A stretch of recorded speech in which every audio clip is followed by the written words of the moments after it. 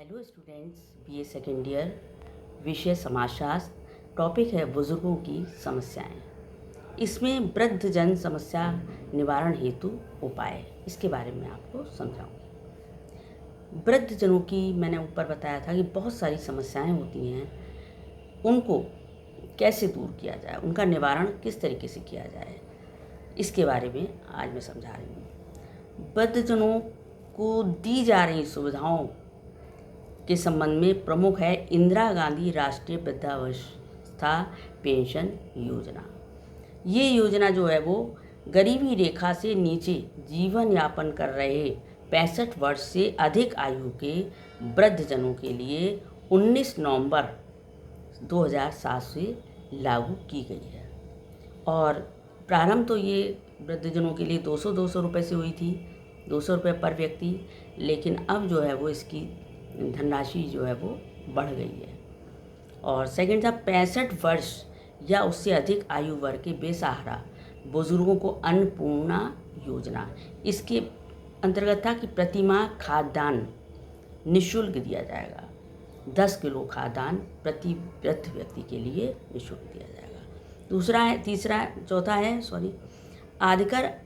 आयकर अधिनियम के अंतर्गत बुजुर्ग नागरिकों के लिए आयकर में छूट की व्यवस्था है। और नेक्स्ट है अपनी बचत योजनाओं के माध्यम से भारतीय जीवन बीमा निगम भी वरिष्ठ नागरिकों को कई प्रकार की सुविधाएं प्रदान करता है।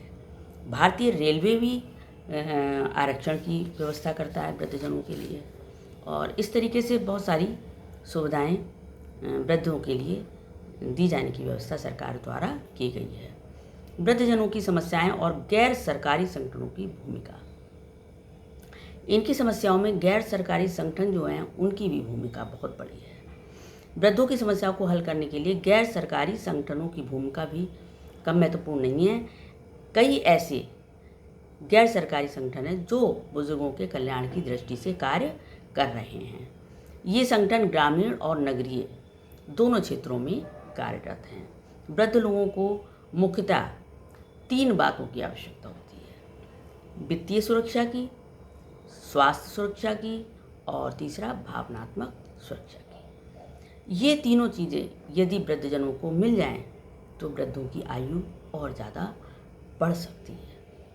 वित्तीय सुरक्षा मतलब धन की सुरक्षा। जब वृद्धजनों के पास धन होता है, यानी कि मान लो पेंशन आ रही है वृद्धों की, तो वो निश्चिंत होते हैं, उनकी दवाई दारू सब उसमें चलता रहता है और उनके घर वाले भी खुश होते हैं। जिनकी पेंशन नहीं आ रही है उनके साथ में समस्या है कि बच्चे अगर चाहेंगे तो उन्हें करेंगे, उनकी सहायता हेल्प करेंगे, नहीं चाहेंगे तो नहीं करेंगे। वो पहले अपनी आवश्यकताओं की पूर्ति करेंगे, बाद में वृद्धों को देखेंगे। लेकिन सब लोग ऐसे नहीं होते हैं। बहुत से आज भी हैं ऐसे व्यक्ति जो अपने घर के वृद्धों की काफ़ी देखभाल करते हैं और उनको सम्मान से जीने का हक प्रदान करते हैं। और दूसरा है स्वास्थ्य सुरक्षा। जब पैसा होता है तो स्वास्थ्य की भी सुरक्षा स्वाभाविक है होना। सरकार की तरफ से भी स्वास्थ्य की सुरक्षा की सुविधाएं प्रदान की गई हैं। और पारिवारिक तौर पर भी यदि पेंशन होती है तो वो स्वयं ही अपनी दवाई का खर्चा निकाल लेते हैं। और यदि नहीं है तो बच्चों के ऊपर निर्भर करता है। यदि बच्चे लायक हैं, यदि वो अपने वृद्धों का ध्यान रख रहे हैं, बीमारी का हर चीज़ का समय निकाल करके उनको दिखाने ले जाते हैं, तो बहुत अच्छी बात है। यदि नहीं है तो ऐसे वृद्ध जो है वो वृद्धाश्रम में भी चले जाते हैं। बहुत से लोग वृद्धाश्रम में अपने बड़े लोगों को भेज देते हैं। वो उनके पास फुर्सत नहीं होती है, बहुत बड़े आदमी होते हैं। तो अधिकतर बहुत हाई स्टैंडर्ड के लोग ही वृद्धाश्रम में लोगों को भेजा करते हैं, क्योंकि उनके पास समय नहीं होता है उनके लिए। और तीसरा है भावनात्मक सुरक्षा। ये जो है वो पहलू सबसे इम्पॉर्टेंट समझती हूँ मैं। यदि वृद्धजनों के लिए की भावनाओं का विशेष तौर से ध्यान रखा जाए, भावनाओं के ध्यान रखने में कुछ ज़्यादा परेशानी नहीं होती है। थोड़ा सा ध्यान रखने की ज़रूरत होती है कि समय पर खाना, समय पर पानी, समय पर दवाई दिया जाए या फिर उनसे पूछ लिया जाए। और दूसरी चीज़, उनके पास बैठ कर के थोड़ा समय ज़रूर व्यतीत किया जाए।